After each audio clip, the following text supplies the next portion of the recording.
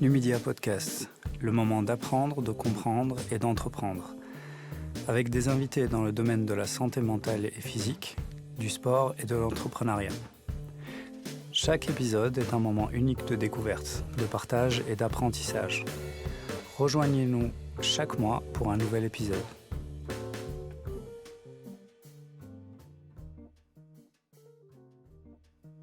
Fausto, bienvenue. Merci. Comment ça va? Ça va bien, Ouais. très bien. Cool. Je suis très content de t'avoir ici et vraiment, c'était quelque chose que je voulais faire depuis un moment. Boire un café avec toi, discuter avec toi parce que je te suis de loin, en parallèle depuis très très longtemps parce que j'ai une affinité avec le Jiu-Jitsu, une énorme On affinité va en parler avec le après d'ailleurs. Jiu-Jitsu. Ouais. T'es un facteur de mon début. Enfin, on va en parler après. Ok, d'accord, cool. Et puis, je me suis dit, il faut que je l'invite à l'occasion de l'ouverture de ton académie. J'ai vu ça et j'ai dit, ah là là, il faut vraiment que je mette ça en lumière, que ce soit ça, mais tout ton parcours aussi, qui sûr. est extrêmement intéressant, qui me parle à moi, mais je suis sûr qu'il parle à plein de personnes. Mais déjà, j'aimerais un petit peu, si tu peux rapidement parler du Jiu-Jitsu, ce que c'est pour toi le Jiu-Jitsu et qu'est-ce que c'est de manière générale, parce que je suis sûr que les gens qui nous écoutent, ils ne savent pas ce que c'est. Il y a beaucoup de gens qui ne savent toujours pas ce que c'est, donc si tu peux présenter brièvement et puis... Alors, Jiu-Jitsu brésilien, allez, en gros, on pourrait parler pendant des heures d'où ça vient, etc. Mais en gros, c'est un sport de combat. Pour avoir une idée très semblable au judo, donc on utilise du kimono en général. Alors c'est un combat qui commence debout et la spécificité c'est qu'au sol ça continue, contrairement aux autres sports de grappling, un peu comme la gréco-romaine, qu'une fois qu'on est au sol c'est fini. Ici au sol ça continue. Alors on a la possibilité de soumettre, mais il y a aussi des points, on va dire, des contrôles qui donnent des points. Voilà, c'est le sport, on va dire, 1-1 le plus efficace, à mon avis, au monde. Ça a un peu explosé avec l'UFC et le MMA, en fait, parce qu'il y a des athlètes de Jiu-Jitsu qui se sont mis dedans et qui ont prouvé qu'ils étaient supérieurs, en tout cas au début, dans les années 90, qui étaient supérieurs à d'autres disciplines comme le karaté, le kempo. À l'époque, l'UFC, pour ceux qui ne connaissent pas, le MMA, c'est les arts martiaux mixtes. C'est ça. Donc c'est le mélange de plusieurs types d'arts martiaux. Et à l'époque, c'était chacun son style. C'est ça. Sans poids aussi. Donc c'était tous les poids. Et oui, moi c'est comme ça que j'ai découvert l'UFC et je pense que toi aussi. Bien sûr. C'est comme ça que tu as découvert le Jiu-Jitsu. Et oui, c'est comme ça que j'ai découvert le Jiu-Jitsu plutôt, pas l'UFC. Beaucoup de gens en fait veulent commencer MMA et connaissent le Jiu-Jitsu et ils tombent amoureux plus du Jiu-Jitsu que du MMA parce qu'ils se rendent compte des contraintes du MMA. Finalement, le Jiu-Jitsu, ça. Ouais. Donc voilà, en gros, c'est une lutte au sol. Et donc le nom est asiatique, Jiu-Jitsu. C'est toujours complexe. C'est toujours complexe. Alors on me dit c'est du judo, mais c'est quoi le Jiu-Jitsu japonais? Parce qu'il y a le Jiu-Jitsu japonais. Ça, exactement. Et pourquoi on a appelé ça Jiu-Jitsu brésilien?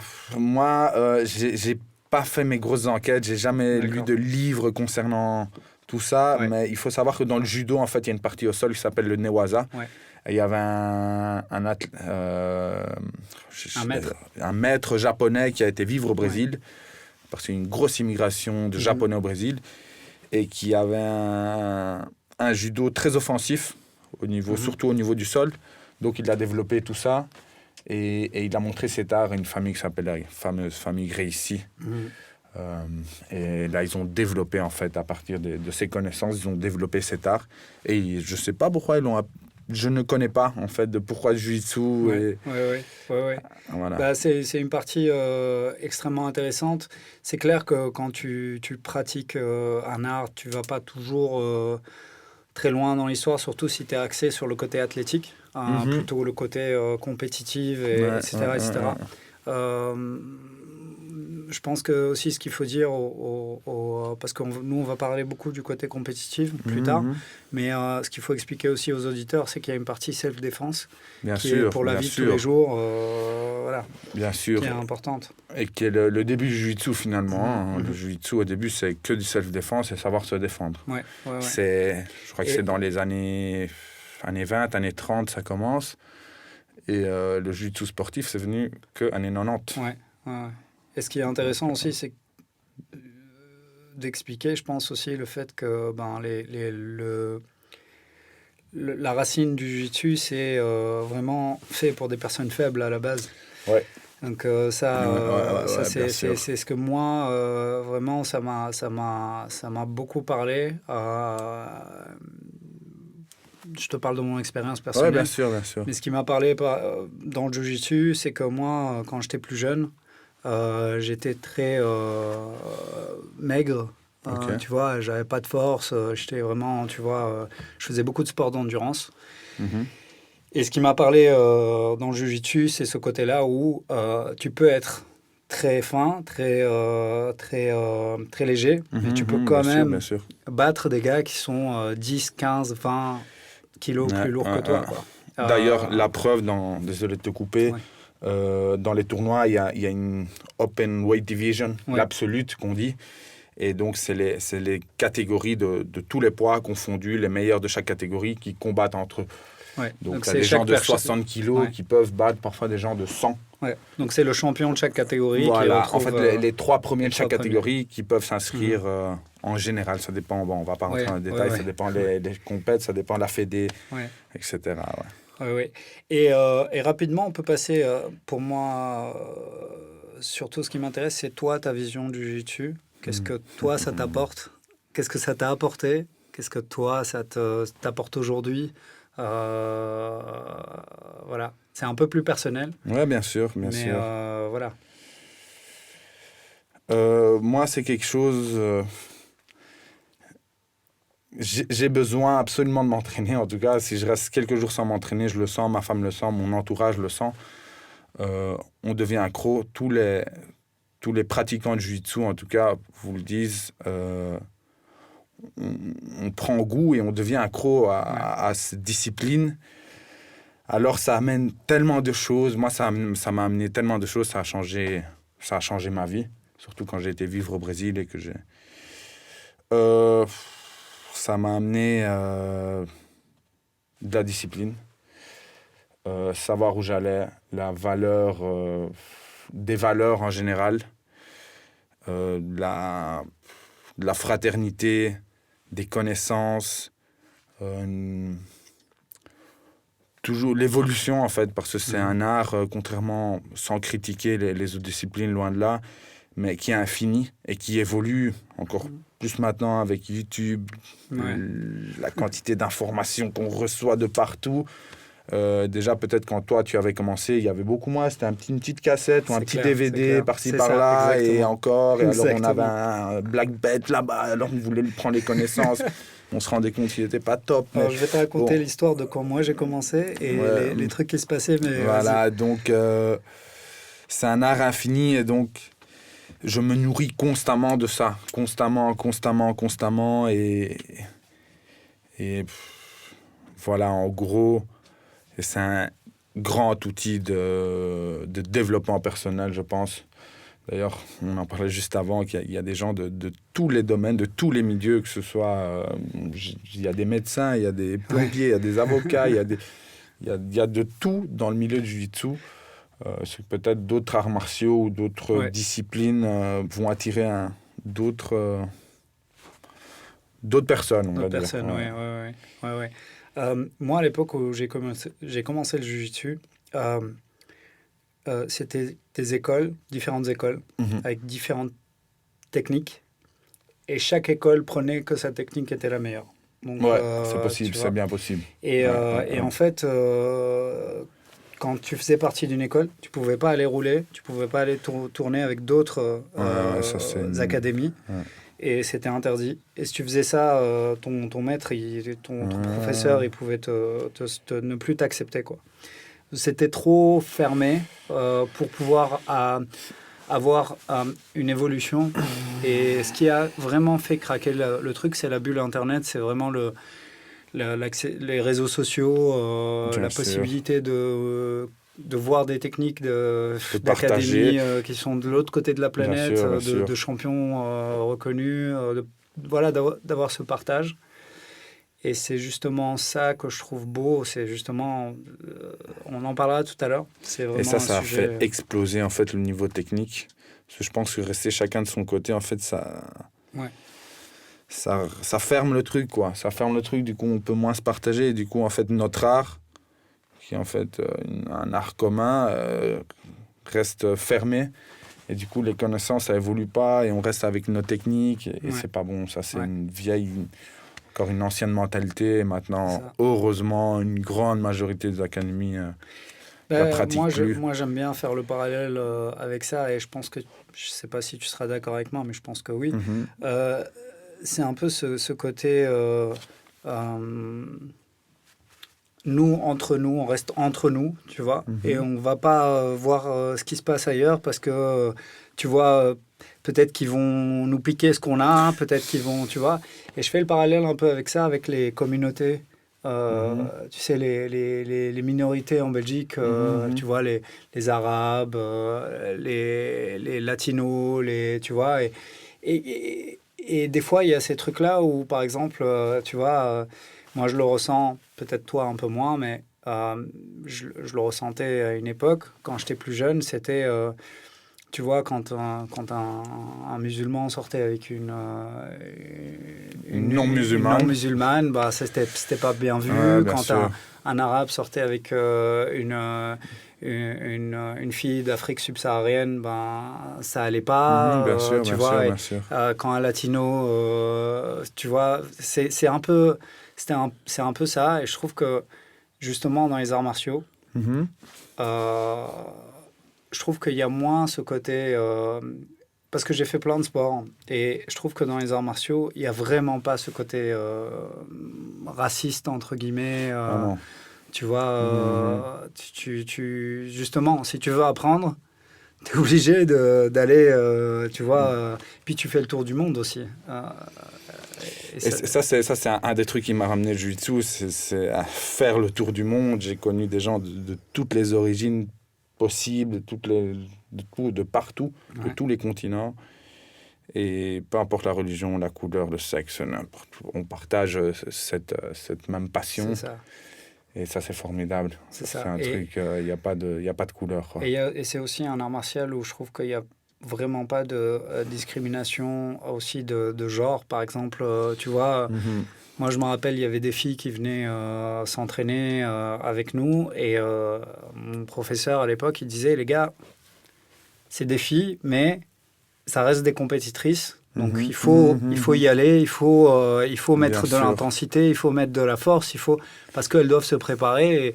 Et donc du coup, en fait, il y a plus cette différence filles-garçons. Bon, évidemment, il y a une différence parce qu'au niveau de la force, à un moment donné, quand un mec qui a les mêmes connaissances et tu vois, la même expérience,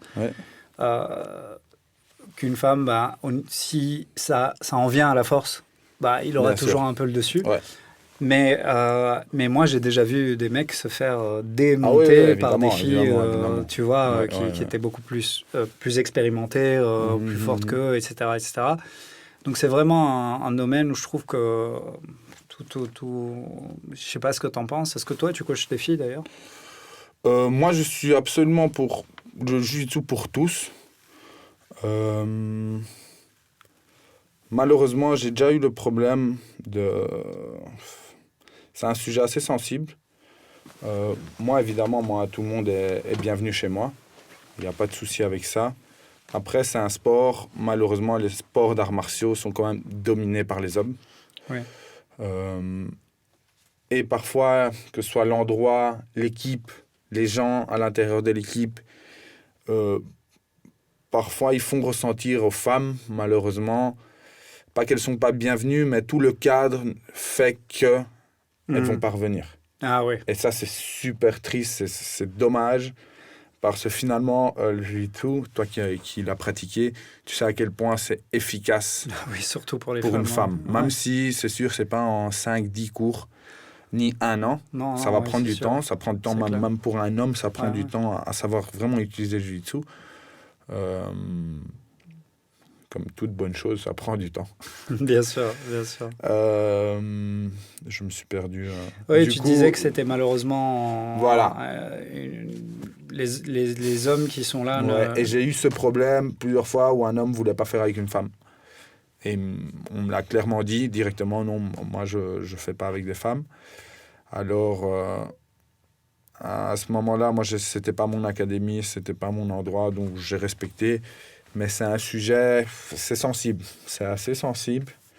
Je peux comprendre et en même temps, il y a mes valeurs aussi, il y a les valeurs de l'académie. Et voilà, je pense que c'est il y a tout un truc inclusif. Du sport aussi, du sport en général. On est tous égaux, on vient de le parler, on vient de le dire, c'est un même drapeau pour tout le monde. Et ça, c'est quelque chose clairement que moi, dans mon académie, il n'y aura pas de souci avec ça, ça sera inclusif à 100%. Oui, je pense que c'est vraiment important, d'autant plus, comme tu disais, pour les femmes. C'est vraiment un sport où, je veux dire, plus que la boxe, plus que boxe.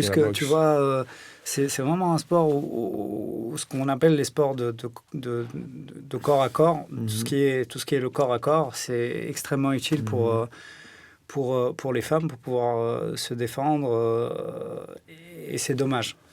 C'est vrai que moi, je suis plus au contact de ce sport depuis quelque temps, mais que tu me dises ça, bon, moi, ça me paraît bizarre, parce que c'est pas non plus dans mes valeurs, c'est pas dans... Ouais, ça dépend après les académies, ça dépend les endroits, mais oui, malheureusement. Mais de toute façon, en général, les sports de combat, ça attire plus d'hommes. C'est très masculin, oui, c'est très... masculin, et voilà. Et c'est sûr, vous pouvez parler à n'importe quelle femme, que ce soit ta femme, à un moment de leur vie, elles auront un problème. Ah oui. Ou elles ont eu un problème. Bien sûr. Donc, voilà. Je voulais aussi aborder avec toi un petit peu le côté compétitif, voir par rapport à ça, parce que je sais que ça a beaucoup de... Moi, j'ai tendance à lier, moi qui fais beaucoup de compétitions dans différents sports, je lie beaucoup la compétition avec la vie. C'est sûr. Tu vois. C'est sûr. Et donc, dans ce contexte-là, et pour faire le parallèle par rapport à ça, la première chose, c'est te poser la question à toi, parce que tu es quand même un compétiteur de très haut niveau. Comment tu te prépares mentalement à une compétition ? Il y a une préparation psychologique, il y a une routine dans laquelle tu te mets. Quand on préparait le podcast, tu m'as envoyé un message, tu m'as dit, écoute Amine, je vais pas être sur les réseaux sociaux, je vais m'éloigner un petit peu des réseaux sociaux parce que je suis en préparation. Tu es en préparation c'est là, ça. Donc il y a les Worlds dans un mois. Ouais. Il y a les Worlds en Californie où j'ai pu faire mes points, parce que maintenant on a besoin de faire un certain nombre de points pour pouvoir y participer en ceinture noire adulte. Du coup, j'ai fait mes points. Là, les derniers, c'était à Dublin, donc j'ai été premier, ce qui m'a permis de pouvoir y participer. Donc, la préparation, finalement, c'est une préparation qui se fait... J'ai pas une espèce de concentration, de méditation à faire. Je pense que là, ça s'est fait après des années. Je me suis construit avec de l'expérience et tout ça.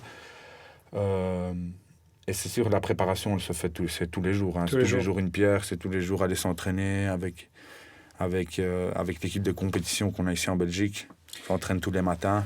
Mais quand tu te réveilles tous les matins, t'as le... Je me réveille, je sais ce que je vais faire. Je mange, tout est compté, mon sommeil est compté. Mes repas sont comptés, mes entraînements, mes heures dans la journée, tout est extrêmement bien cadré. Surtout que je suis papa depuis 2 ans, donc encore plus. Encore plus cadré, donc je dois aussi faire une balance entre ma vie professionnelle, ma vie de professeur et ma vie de papa.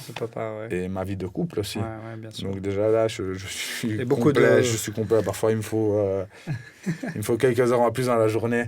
Il me faudrait. Mais C'est quelque chose qui se travaille, hein. Ça se travaille à l'entraînement aussi. On se met dans des situations extrêmes, que ce soit au niveau cardiaque, au niveau du temps, au niveau... Il y a plein de façons de s'entraîner. C'est pas juste mettre un timer de 5 minutes et faire des combats. Vous vous mettez dans une situation de stress. Avec du temps, exactement. On doit revenir sur des points, parce que comme j'ai dit, c'est pas que de la soumission. D'ailleurs, en plus, on évolue dans le jiu-jitsu, au moins il y a de soumission. En plus, c'est des points, il y a de la stratégie, il y a plein de choses à prendre en compte. Oui, justement, tu vois, ça, c'est vraiment un truc que moi, j'ai souvent... les gens que je vois qui ont beaucoup de mal à gérer les échéances qu'ils ont. Tu vois, par exemple, il y a des gens, ils doivent faire des présentations pour leur boulot, ils doivent faire des trucs comme ça, ils sont dans le stress, ils dorment pas, ils sont, tu vois, et justement, je trouve que moi, dans les préparations de compétition que j'ai pu faire, il y a une routine dans laquelle tu te mets. Quand tu sais que ta compétition, tu as ta date, tu sais où elle est, etc., tu te mets dans un état différent. Ton mental change. Bien sûr. Et je pense que ça peut être utile pour des gens de faire de la compétition une fois dans leur vie pour justement se mettre dans cette situation-là. Bien sûr, bien sûr. Et surtout dans les sports de combat où tu peux vraiment te blesser. Enfin, je veux dire, tu es face à quelqu'un qui te veut pas du bien. Ah, bien sûr. Tu vois, donc... C'est dingue, il te veut pas du bien, mais c'est cette personne qui va te faire évoluer. Donc c'est un ennemi ami. Exact, c'est un ennemi qui te fait évoluer, c'est un truc de fou. C'est ça. Et je pense que aussi, toi, c'est très philosophique ce que tu viens de dire, parce que je pense que au final, cette image que tu as de ton adversaire, en fait, et d'ailleurs, c'est quelque chose que moi j'ai adoré dans le jiu-jitsu, c'est ce fait que c'est très fair-play.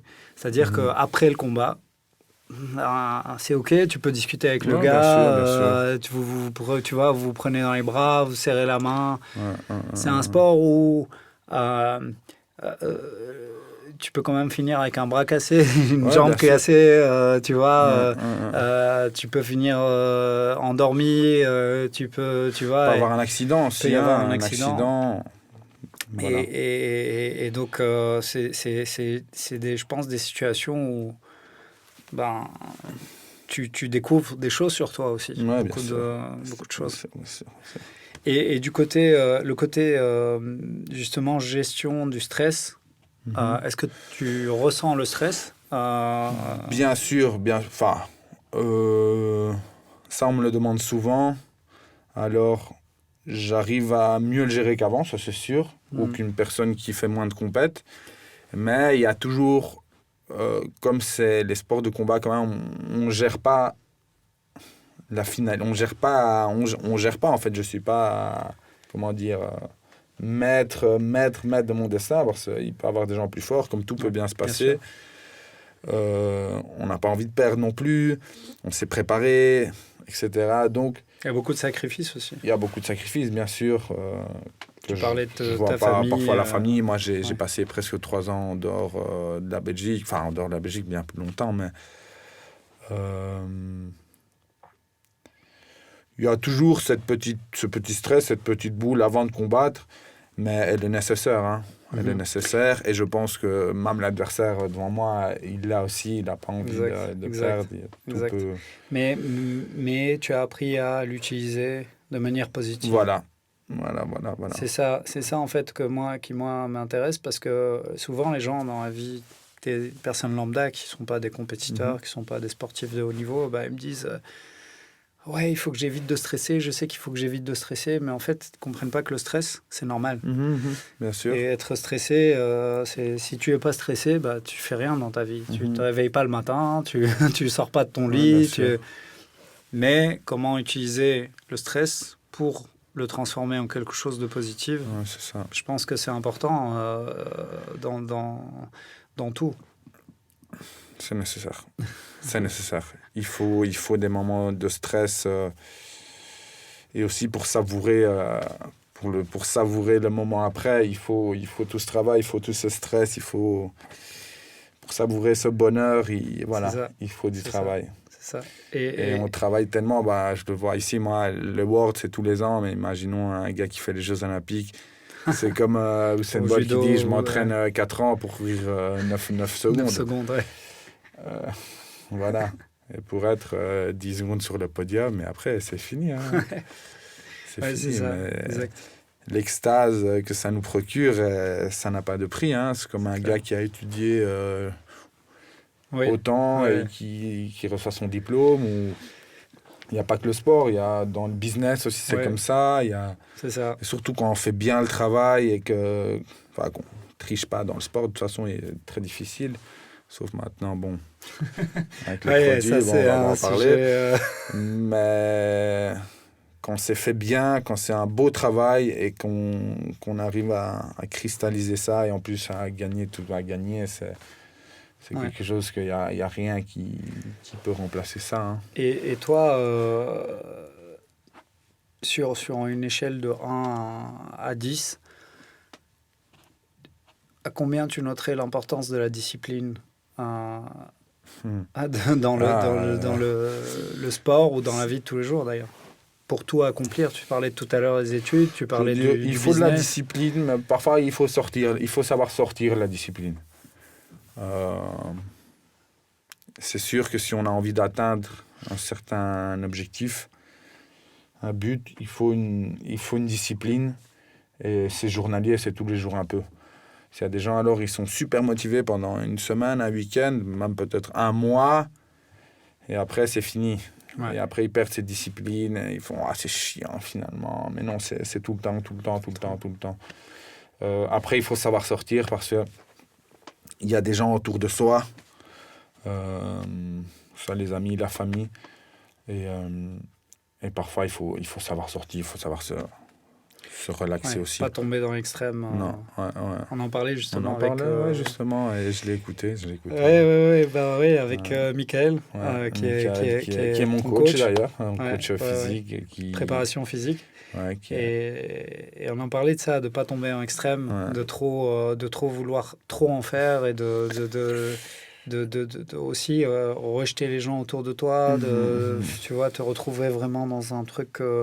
Et je pense qu'il faut l'avoir fait. Limite. Il faut l'avoir fait. Parfois, c'est nécessaire de le faire pendant quelques années et être avec les gens qui sont dans le même état d'esprit que toi. Moi, je l'ai fait. Mais après, il faut savoir en sortir. Ouais. Et avec le Covid, entre autres, il y a beaucoup de gens, que ce soit dans le jiu-jitsu ou dans plein d'autres domaines, qui étaient tellement leur domaine, focus. Après, le Covid est arrivé et on fait quoi et je suis quoi et je fais quoi et au final, on a oublié l'essence, l'essentiel. C'est ça. Hein. Pour moi, c'est important de parler de la discipline parce que je pense que sans discipline, on n'arrive à rien. Mm-hmm. Je pense que, tu vois, si c'est freestyle tous les jours, ça ne va pas. Non. Mais si on est trop discipliné et qu'on est trop dans l'extrême, à un moment donné, on n'a plus personne autour de soi. On se réveille le matin et t'es tout seul avec ta discipline. Tu fais quoi, tu vois, c'est un peu... Et c'est fou, désolé de te couper, mais je pense souvent à des génies. Moi, j'ai une femme qui adore, qui écoute de la musique classique, entre autres. Et alors, ma femme, elle est fan de Beethoven, Mozart, Bach et tout ça. Et c'est des génies. Ouais. Je veux dire, c'est des gens, ils ont composé, il y a Beethoven, il a composé sourd. Ouais. Et ses meilleurs chefs-d'œuvre, c'est sourd. Mais c'est des gens qui ont dédié une vie à ça. Une vie entière. Je ne sais même pas si ils ont eu des vies amoureuses, si ils ont eu des enfants. Mais pourtant, ces gens-là ils sont valorisés dans l'histoire. Et tous ces gens, ces grandes personnes de l'histoire de l'humanité, finalement, n'ont pas eu de vie, je pense. Et pourtant, ces gens-là qui sont... C'est eux qui ont construit l'histoire de l'être humain. En fait, et finalement, c'est eux qui ont moins... Ils sont moins relâchés, peut-être. Je sais pas, mais il y a aussi cette ambiguïté entre... Même les grands chefs de guerre, les militaires, les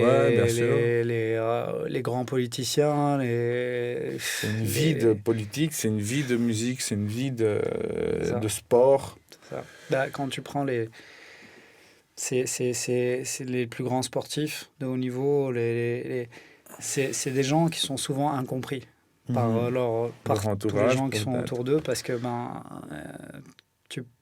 si tu es pas, si t'as pas de toute façon, tu peux pas être dans la tête de quelqu'un comme ça. C'est pas possible. Je veux dire, il y en a, c'est très difficile. Et donc, du coup, c'est souvent des gens qui vont se séparer plusieurs fois, vont avoir plusieurs femmes, bien vont sûr, avoir beaucoup d'enfants, vont avoir beaucoup des trahisons. Très instable à ce niveau-là. Voilà.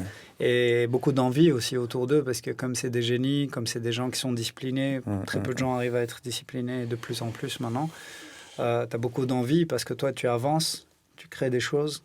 Et puis, justement, ça, c'est une chose que je voulais aborder avec toi aussi, c'est les gens envieux dans le milieu du sport, et surtout quand tu commences à développer des choses, quand tu commences à avancer. Est-ce que toi, tu as fait face à ça? Est-ce que tu as ressenti des choses comme ça? Non, personnellement, non. Moi, j'essaie d'avancer avec les gens qui ont envie d'avancer. Je fais pas trop attention à ça. J'essaie de m'entourer de gens qui me veulent du bien, qui veulent du bien pour le sport et qui ont envie d'évoluer. Non, j'essaie d'éviter toute cette énergie, en fait.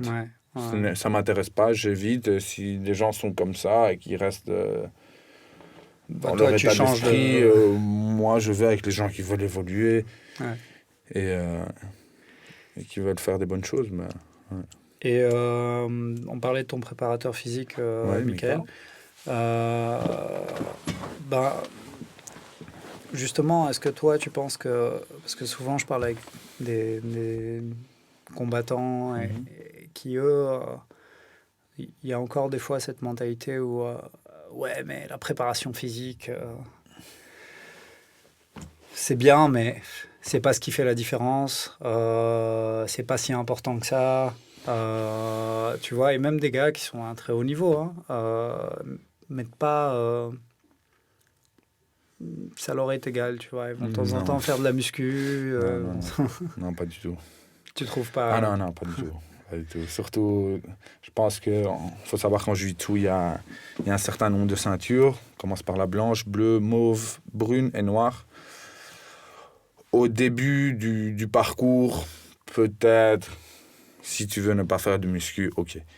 Mais je pense qu'à partir d'un certain niveau, il faut faire la muscu. Il faut, pour éviter les blessures, pour avoir plus de force, pour maintenir aussi la carcasse, je pense. Non, c'est nécessaire. Moi, je le fais depuis la muscu. Depuis ma ceinture mauve, je fais de la muscu. J'ai commencé ça au Brésil, avec les gars de là-bas qui faisaient de la muscu pour se renforcer.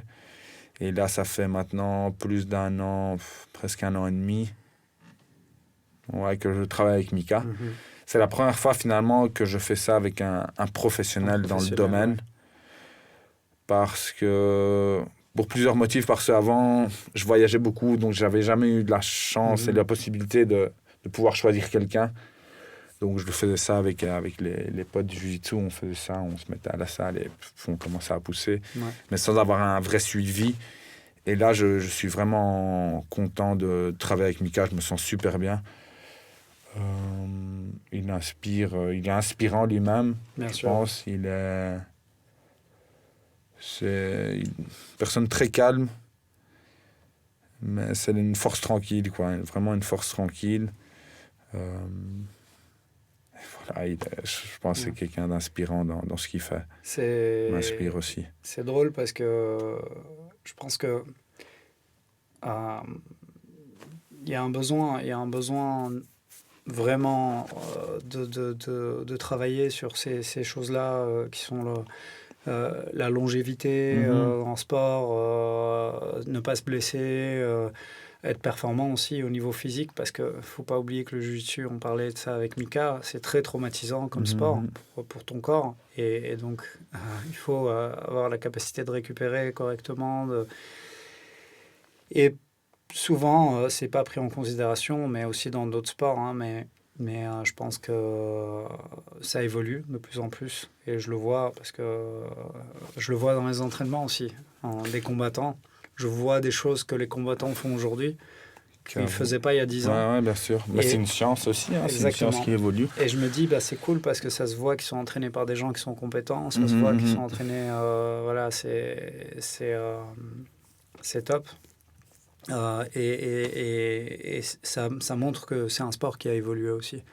Parce que c'est un sport qui évolue pas, il n'y a pas besoin de préparation physique parce que les intensités ne sont pas là, et le nombre de compétitions n'est pas suffisant, tu vois, mais si tu enchaînes des compétitions comme ça, tu es obligé d'être vraiment physiquement apte.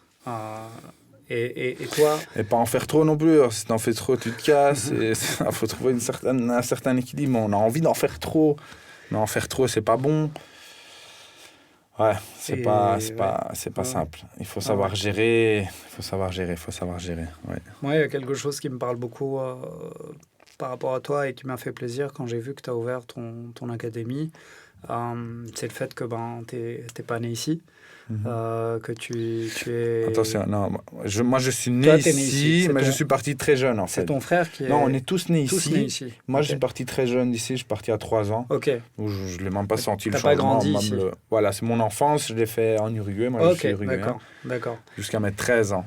Voilà. D'accord, donc de 3 à 13 ans. De 3 à 13 ans. Mon enfance, clairement mon enfance, je l'ai faite là-bas. Jusqu'à ton adolescence. Oui, début d'adolescence, j'ai tout fait ici jusqu'à 24. Hein. Et après, 24, je reviens en Amérique du Sud, je vais vivre en Uruguay, et d'Uruguay, je monte au Brésil, à São Paulo. Et là, je reste presque 2 ans et demi, 3 ans. Ce qui t'a motivé à aller au Brésil, c'est le jiu-jitsu, à la base? Oui, clairement. Clairement, parce que moi, j'étais dans une phase de ma vie, je ne sais pas si on va en parler maintenant. Si, tu peux, écoute, le débat est ouvert. C'est pas... Donc, 24 ans, j'étais dans une phase... J'avais arrêté mes études supérieures. Moi, j'avais étudié l'art, donc tout ce qui est design graphique, publicité, tout ça. J'étais dans une phase où j'avais envie de retourner en Uruguay, en Amérique du Sud. J'étais parti à 13 ans. T'es fort attaché à tes oui, bien sûr. Moi, je suis clairement moitié-moitié. On avait une maison là-bas, donc je me suis dit, je vais me lancer là-bas. Je vais voir. J'avais un frère là-bas. Du coup, là-bas aussi, j'étais une phase un peu bizarre de ma vie, 24 ans, on ne sait pas trop quoi faire, en tout cas moi. J'avais déjà commencé le jiu-jitsu ici en Belgique. Et j'avais eu la possibilité d'aller au Brésil. Voilà, je ne vais pas rentrer dans les détails, mais voilà, je me suis lancé au Brésil, d'abord 2 mois juste pour voir l'expérience. Et en fait, je me suis rendu compte que c'est ça que je voulais faire. Et ça, après, je suis retourné chez Cicero, à São Paulo, c'est ça. Donc, j'y suis resté 2 mois d'abord. Dans une maison, il y avait... c'était la folie. Hein, c'était 9 athlètes par chambre. Non, c'est inhumain. Il y a peu de gens qui osaient aller là, finalement. Moi, je me suis dit, non, moi, j'ai envie de vivre ça. Mais après 2 mois, j'ai fait, non, c'est bon. De toute façon, l'objectif, c'était rester 2 mois, retourner en Uruguay. Et après, je suis retourné là-bas. Après, il y a plein de gens qui m'avaient motivé à aller en Uruguay, à aller au Brésil pour vivre ça. J'avais eu des contacts aussi. Voilà. Et après, ça s'est enchaîné. Ça s'est enchaîné. Je suis resté 6 mois. Après, j'ai fait carrément une résidence permanente. J'avais ma carte d'identité brésilienne. Ouais, là, j'ai fait mes tournois là-bas. Je m'entraînais. Là, je vivais 100% jiu-jitsu avec des gens qui vivaient 100% de jiu-jitsu. C'était 2 entraînements par jour. Là, c'était la secte, là. On parle de la secte. Oh, mon reste. Focus jiu-jitsu, matin, midi, soir. C'est ça. On parle de jiu-jitsu, on parle de rien d'autre, limite. Ce qui est bien pour évoluer, moi, ça m'a fait décoller. Ça m'a fait décoller en jiu-jitsu, dans mon niveau, dans mon mental, dans plein de choses. Je faisais minimum une compète par mois. C'était entraînement le matin, entraînement matin, drill, donc avec tous des positionnements vers 2 heures, et après l'entraînement du soir, et parfois la muscu au lieu de l'entraînement du soir, donc c'était 3 entraînements par jour, toute la semaine, sauf le vendredi. Voilà. Et si le week-end j'avais la compète, je faisais ma compète, sinon je m'entraînais samedi. Et oui, moi à l'époque... On disait même que c'était plus dur de faire les nationaux au Brésil que de faire les Worlds. Ouais, c'est ça. Ça dépend de la ceinture. Hein. Ça dépend de la ceinture, mais c'est sûr que là, c'est justement les nationales, le championnat brésilien, c'est ce week-end. Là, c'est maintenant. Il y a des athlètes belges qui ont été d'ailleurs. Il fallait faire 7 combats pour arriver à la finale. Donc 7 combats en sachant que voilà, c'est par poule. Donc c'est quart, c'est 8e, quart, semi-finale. Donc 7, ça veut dire qu'il y avait 140 athlètes pour une catégorie dans un point. En ceinture bleue, 69 ou 77, ils sont 120, 130, 140. Ouais. Bah, moi d'ailleurs, je l'ai fait en ceinture mauve, 88 kilos, j'ai fait 4 combats et j'ai pas fait de podium. Ouais, ça arrive. J'ai un copain, il avait fait 5 combats, il n'a pas fait de podium en ceinture bleue. Bah, après, c'est le pays du jiu-jitsu. C'est le pays du jiu-jitsu. Et les gens, ils ont faim, ils ont envie de montrer que... Et puis, il y a de plus en plus d'argent, donc ça motive aussi, parce que c'est des pays où c'est pas facile, la vie est pas facile, donc c'est une porte de sortie aussi pour beaucoup. Évidemment. Je connais beaucoup de gens qui, grâce au jiu-jitsu, venaient de très bas, on va dire. Et que grâce au jiu-jitsu, ils sont aux États-Unis, en Australie, en Suisse. Il faut aussi expliquer que très bas au Brésil, c'est pas très bas en Belgique. Ah non, pas du tout. c'est d'autres réalités. C'est une autre réalité. C'est une autre réalité. Et moi, le fait d'avoir vécu là-bas, d'avoir connu ces gens-là, ça m'a aussi mis dans un... Même si je suis sud-américain, mais l'Uruguay, heureusement, est un pays plus petit, avec moins d'habitants, et qui se porte quand même un peu mieux à ce niveau-là, même si le Brésil est un pays très riche, extrêmement riche, avec des gens qui ont beaucoup d'argent, mais encore le niveau, la différence entre les deux. Notre caméraman d'origine indienne qui peut nous dire, en Inde, c'est pareil. En Inde, c'est pire encore. C'est encore pire, Mais donc voilà, j'ai vu une réalité, j'ai vu des gens qui venaient très bas et qui avaient cette rage de vaincre et qui ont réussi. Donc moi, en tant que j'avais mon petit passeport européen, avec mon petit confort, privilégié, moi je suis un privilégié, je suis béni. C'est clair. On est béni de pouvoir voyager où je veux, d'aller dans les pays où je veux. Enfin, c'est sûr d'avoir un soutien malgré tout. Voilà, j'ai des tantes ici, Tu as toujours une roue de secours. Voilà. Mais je l'ai beaucoup senti ça. Il y a une année où il y avait un des gars qui voulait faire un crowdfunding en fait au Brésil. Donc il voulait un crowdfunding, donc c'est faire une bourse d'argent en fait pour pouvoir voyager. Après moi je me suis dit avec tous les contacts que j'ai en Belgique, moi j'étais au Brésil à l'époque, je me suis dit j'ai pas un bal, mais j'ai envie d'aller faire les mondiaux aux États-Unis. Pourquoi pas moi faire un crowdfunding finalement? Et j'ai fait un crowdfunding, je suis vite arrivé à la somme voulue. Et je me suis rendu compte que j'avais plein de soutien ici en Europe. Et cette personne au Brésil n'avait même pas réussi à... Voilà, c'est la valeur de l'argent aussi là-bas n'est pas la même. Oui, bien sûr. C'est clair. 50 € là-bas, c'est pas 50 € ici.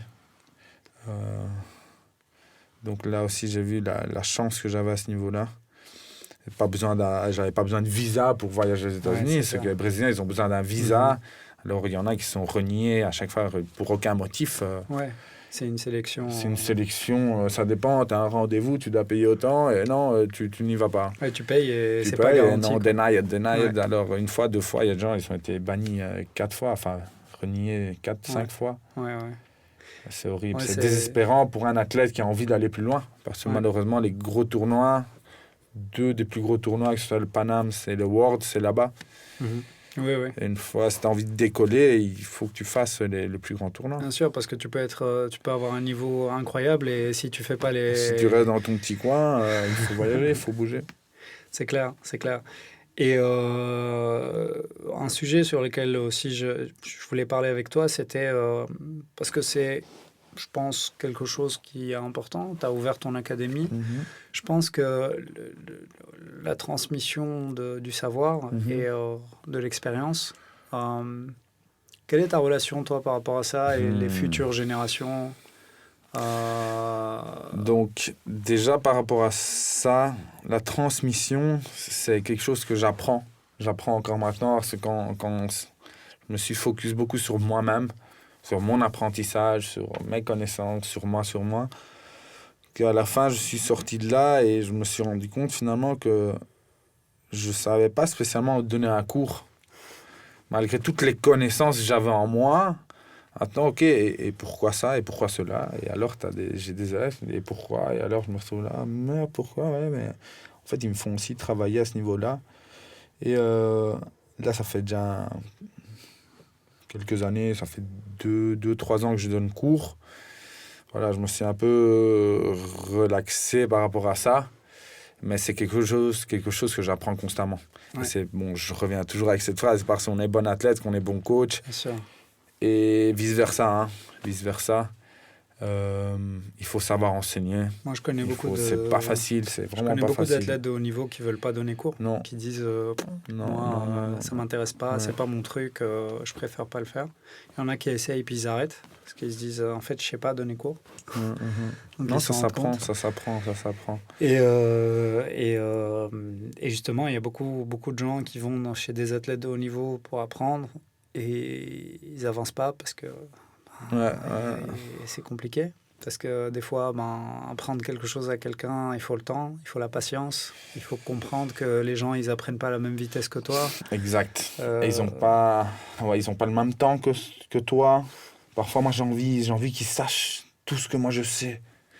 Mais finalement, c'est pas possible. Parce qu'ils doivent passer beaucoup de temps. Et un jour, on pourra faire comme dans Matrix, tu sais, brancher un truc dans ton cerveau et t'apprends le jiu-jitsu en une demi-heure, tu vois. À fond.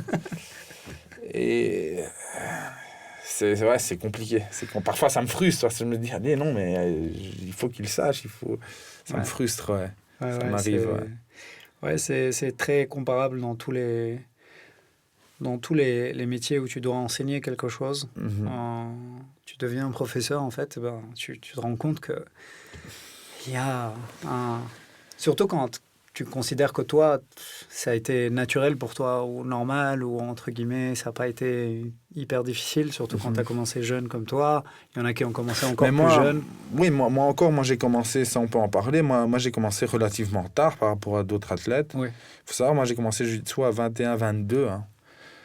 22 qui est relativement tard. Et en général, la moyenne, c'est...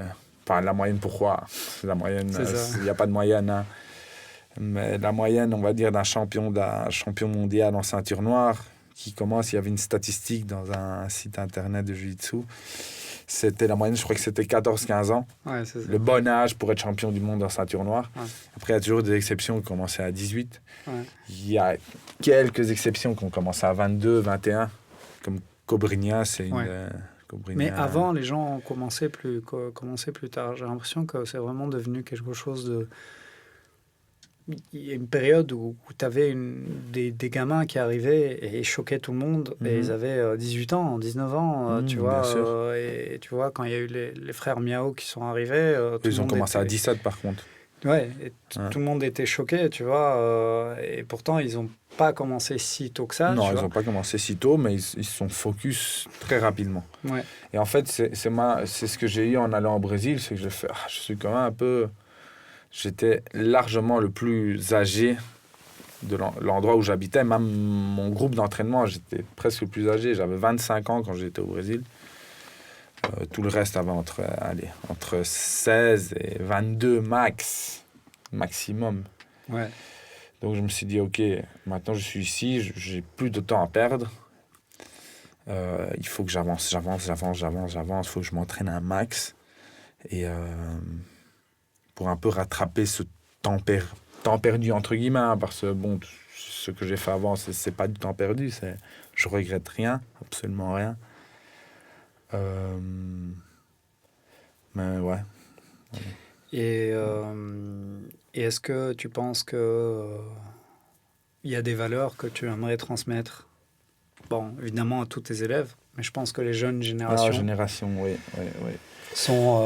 restent quand même importantes. Moi, je le ressens, en plus je prends de l'âge. je sais pas quel âge t'as, toi, d'ailleurs. Moi, j'ai 32 maintenant. 32, ouais, on a quasiment... on a 4 ans. Ouais. 4 ans. La génération de mon frère, toi. Ouais, 4 ans de différence. Donc, ouais, c'est la même génération. Bah oui. Tu as 87, hein. D'ailleurs, oui, 87. On a commencé... ton frère et moi, on a commencé quasiment en même temps. C'est ça, et en fait, c'est ce que je voulais... Désolé, je te coupe, on fait une petite parenthèse. C'est qu'en fait, c'est plus ou moins grâce à toi, parce que toi, tu as motivé un peu mon frère, que lui, il m'a motivé. Ouais. En fait, mon frère a fait du rugby pendant un petit temps, il s'est cassé le tibia. C'est là où je l'ai rencontré. En fait, il a été faire la muscu, je raconte vite fait, il a été faire la muscu, tu faisais du jiu-jitsu sur un tatami, tu l'as motivé, il m'a motivé. Tu m'as motivé. Indirectement, tu vois. Et puis la boucle est bouclée parce qu'on revient. Et on revient, on est là. On est assis. La vie. Sauf que moi, je suis passé black belt et toi, t'es encore blue belt. Ça le va. Celle-là. Celle-là, je la retiens. Voilà. On en reparlera quand je serai black belt. Ouais, voilà, je vais trop tard, hein. Non, mais de toute façon, c'est pas une idée que j'ai abandonnée. C'est pas quelque chose que j'ai abandonné. Le classique exemple, c'est arrêté à la blue belt. Oui. À beaucoup de gens, c'est un cap comme ça où les gens ils prennent la blue belt et il y a un truc qui se fait, qu'ils arrêtent. Première ceinture, ils s'arrêtent. Moi, ça a été une expérience un peu spéciale avec le jiu-jitsu parce que c'est vraiment un sport qui a été pour moi un retour aux arts martiaux. Parce que moi, ce qu'il faut savoir, c'est que j'ai commencé le sport avec les arts martiaux. J'avais 4 ans. Quand j'ai commencé le sport, c'est parce que j'étais hyper actif quand j'étais petit. Et donc, le médecin a dit à mes parents, soit les médicaments, soit le sport. À vous de voir. Le choix est vite et mon père, il a dit non. Et il avait un ami à lui qui était prof à l'époque de Kung Fu. Moi, je suis né en Algérie, j'ai grandi en Algérie. Et donc, je suis arrivé à l'âge de 14 ans ici. Ah, ok. Donc, Ouais. C'est pour ça que ton histoire me parle un petit peu, parce qu'on est très similaires là-dedans. Et donc, mon père m'a mis dans ce truc. Et en fait, le suivant, le plus âgé derrière moi, il avait 16 ans. Donc, moi, j'avais 4 ans. Tu vois, il n'y avait personne de mon âge dans le dojo. C'est le frère-oncle. Moi, j'ai un frère comme ça qui a 12 ans en plus. Et en fait, le plus âgé, dans le dojo, c'était le plus vieux, quoi, tu vois, le plus jeune avant moi, tu vois. Et donc, moi, j'avais personne de mon âge avec qui m'entraînait. Et donc, quand j'ai commencé, le prof, il me mettait à faire des trucs qui n'avaient rien à voir avec ce que les autres faisaient, tu vois. Donc, moi, je devais faire des trucs... Et donc, en fait, après, j'ai fait plein de sports, différents sports, tous en compétition, tu vois. Pour la petite idée, donc j'ai commencé à l'âge de 4 ans le Kung Fu, et à l'âge de 8 ans, je donnais déjà cours à des gens de 20 ans. Ok. Tu vois. Parce que c'est comme ça, en fait, les plus anciens, ils donnent cours aux nouveaux. Donc, il y avait des gens de 20 ans qui venaient s'inscrire. Et moi, j'étais plus ancien qu'eux, donc moi, j'étais responsable de leur donner cours. Okay. Et donc, c'est comme ça que moi, j'ai appris à être professeur très, très tôt, en fait. Donc, on te met là, on te dit, OK, t'as 8 ans, on s'en fout. Ta responsabilité, si tu prends un groupe, tu leur donnes cours. Mais ça t'apprend aussi l'humilité quand t'as 20 ans et t'as un gamin de 8 ans qui te donne cours, mais qui fait des trucs que t'as jamais vu de ta vie, tu vois. Enfin, moi, à 8 ans, je faisais le grand écart entre deux chaises comme Van Damme. Enfin, tu vois, c'était... Et donc... Fast forward, on avance dans la vie et je fais plein de trucs et tout. Et puis, j'arrête le football à 19 ans, 19-20 ans. Et je sais pas qu'est-ce que je vais faire. Tu vois. Et donc, je me dis, bon, tu vois, j'ai envie de faire un sport, mais qu'est-ce que je vais faire ? Et je regardais l'UFC depuis un moment et ça m'inspirait trop. Je voulais faire sport. Et j'avais fait de la boxe que j'aimais bien, mais c'était pas mon délire. Je ramassais trop de coups. Ouais, tu tapes dans un sac, tu te défoules pas vraiment. C'est ça, tu vois. Et donc après, j'ai découvert le jiu-jitsu grâce à un gars que j'ai rencontré, un ami en commun qu'on a avec ton frère, Mathieu. Et qui me dit, écoute, moi je fais du jiu-jitsu brésilien, est-ce que ça t'intéresse ? Moi je lui dis, ouais, je suis préparateur physique, est-ce que ça t'intéresse ? Il me dit, ok, viens, je t'entraîne. On fait un échange. Okay. Et lui, il était violette à l'époque.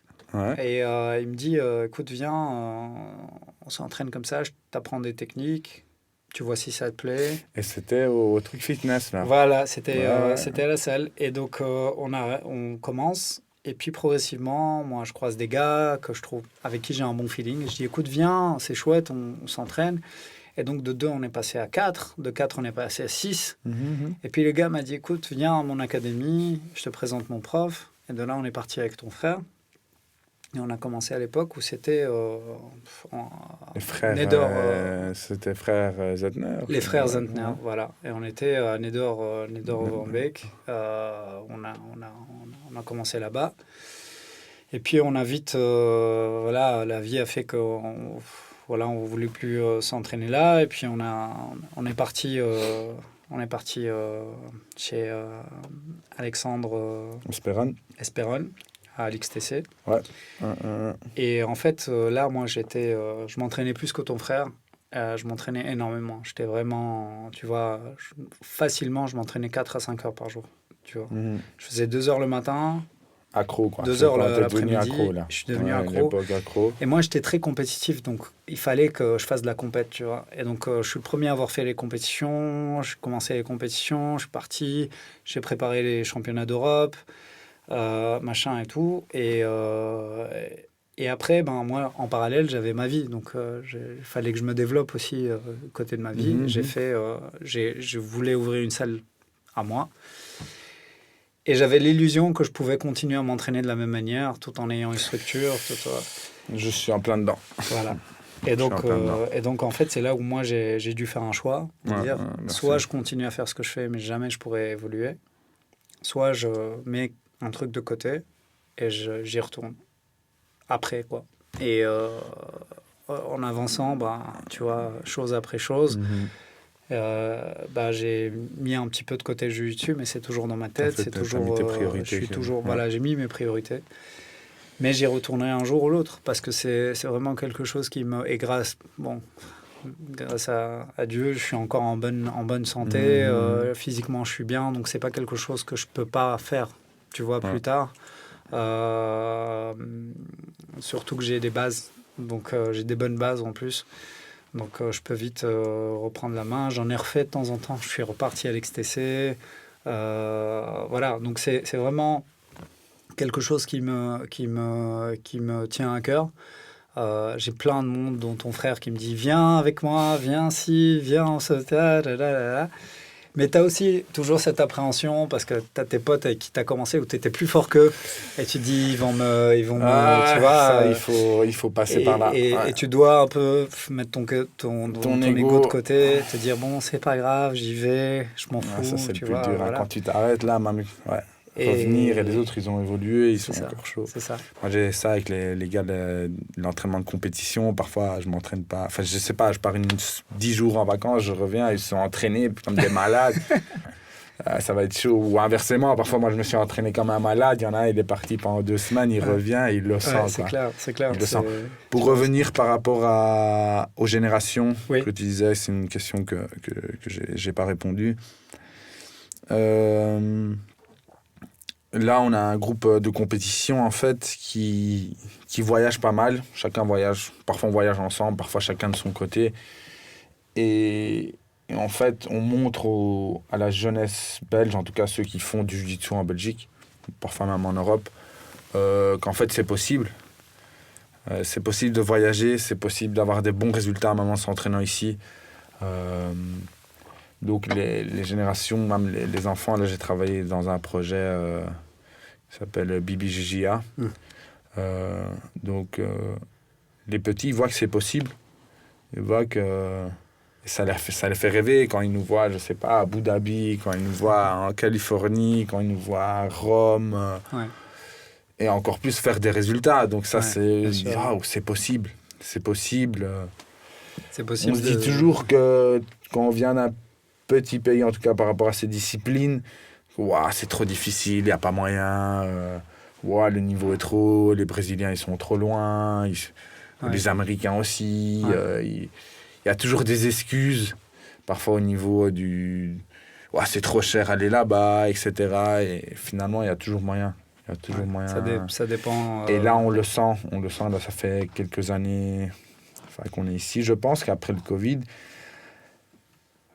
Je sais pas, c'est un sentiment, mais on a un super bon groupe de compétition. Chacun vient d'une autre académie en plus. C'est grâce au Covid. Alors, les bonnes choses du Covid, c'est qu'on a dû s'adapter. Et on a fait un super groupe humain, en fait, de plusieurs académies, en général à Bruxelles. Et le soir, chacun va dans son académie, donc on est en train de faire comme une toile comme ça qui se répand dans toutes les académies de Bruxelles, même au niveau que ce soit des connaissances, de la motivation, de tout. C'est en train de donner une super chouette énergie. D'ailleurs, là, il y a un groupe de Belges qui ont été au championnat brésilien. Mm-hmm. Et ça, c'est assez... Je sais pas, ils sont combien? Je crois qu'ils sont une petite dizaine quand même. Et ça, c'est assez historique, on va dire. Ouais. Là, on va aller au World aussi. C'est un beau groupe qui va aller au World. Avant, il n'y avait pas de Belges. Oui. Je pense, en toute humilité, je crois que je suis le premier Belge en ceinture noire adulte qui va aller au World, là. Ouais. Parce que là, je combats en tant que Belge au World. J'ai fait un bon résultat au World Pro là, à Abu Dhabi, où j'ai perdu ma finale en adulte. Du coup, ça, je sais que ça motive. Ça motive même mes partenaires d'entraînement qui voient, waouh, c'est possible. On a eu un champion mondial en ceinture bleue il y a 1 an ou 2 avec José Steve, super bon athlète. Florian qui a fait champion mondial à Abu Dhabi au World Pro aussi en ceinture brune, qui a battu un Brésilien qui l'avait déjà battu. Donc c'est... Et il venait de perdre aussi 2 finales au World Pro. À la 3e, il a gagné. Donc... Ouais. Et toi, est-ce que tu... Ça motive. Bon, on a parlé des futures générations. Qu'est-ce que toi, de ton expérience, tu retiens? Parce que ça fait maintenant presque 10 ans, plus de 10 ans que tu fais du jiu-jitsu. C'est ça. De ton expérience de vie, hein, pas juste de jiu-jitsu, ce que tu conseillerais le plus, on va dire s'il y a un conseil que tu dois donner aux jeunes qui voudraient avoir ton niveau, ou même plus que ton niveau à toi. Clairement, s'entourer des bonnes personnes. S'entourer des gens qui... Parce que faire ça tout seul et rester dans sa bulle, c'est pas une bonne idée. S'entourer des bonnes personnes pour évoluer plus vite, si on a envie d'évoluer plus vite, s'entourer des bonnes personnes et voyager peut-être, oui. Voyager, ça sortir de sa zone de confort un petit clairement, peu. Oui. Moi, m'être entouré de gens qui vivaient que de ça m'a... Top. Souvent, ça arrive souvent que alors il y a un compétiteur dans toute l'académie, un ou deux, et alors ils se motivent un peu à 2, et il y en a un qui laisse.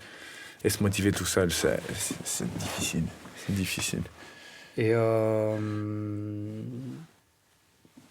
si on voudrait te contacter pour apprendre du jiu-jitsu, on peut te contacter via ta page Instagram. Bien sûr, alors j'ai 2 Instagram, comme tu dis, j'ai mon studio, Académie. Oui. Alors, tu parles d'académie, mais il s'appelle Studio 88. Oui. C'est simple, parce que le numéro de la maison, c'était 88. J'ai bien aimé les 2 infinis. J'ai fait, Studio 88, pourquoi pas.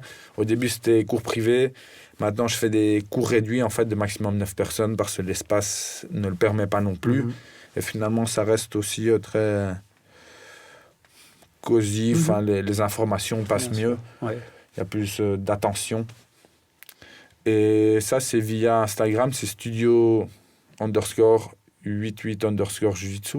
Okay. Sinon, il y a ma page Instagram d'athlète. C'est Fausto_BJJ. Parfait. Est-ce qu'il y a un site internet, pas encore? Il y a une plateforme que je travaille qui s'appelle Gymdesk, et ça c'est via Studio, mais ça il y a le lien sur la page Instagram. sur la page Insta. Ok. Et après j'ai plein de projets là par rapport à l'académie. Et ton académie, c'est pour tout le monde? C'est plus pour les compétiteurs? Non, pas du tout. C'est pour tout le monde, c'est tous les niveaux. Donc j'ai des cours fondamentaux, des cours avancés, des cours pour tous les niveaux. Cool. Et tout le monde est bienvenu, comme j'ai cru comprendre au début. Tout le monde est bienvenu chez toi. Pour l'instant, malheureusement, j'ai pas beaucoup de... c'est tous les jours. Il y a un cours tous les jours. Mais bon, mon objectif, c'est clairement faire une école de jiu-jitsu qui propose des horaires toute la journée. Bien sûr, pour tous les âges, pour tout le monde. À la brésilienne, quoi.